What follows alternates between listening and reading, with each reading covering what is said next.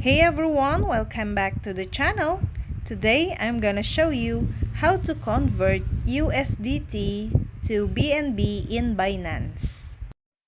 All you have to do is go to your Binance app, then click more on the right side. In the overview, you will see this spot and funding. You will see here your coins, but click trades at the bottom.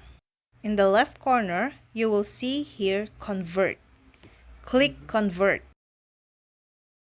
Now click here and change it USDT. Then into BTC, change it BNB.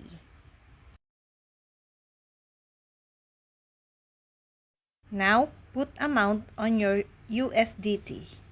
If you click preview conversion in the bottom, you will see here conversion.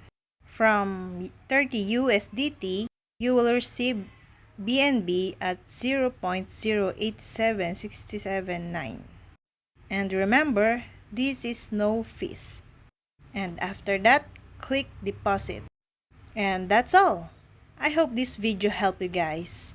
For more videos, subscribe to our YouTube channel. Thank you for watching. See you again.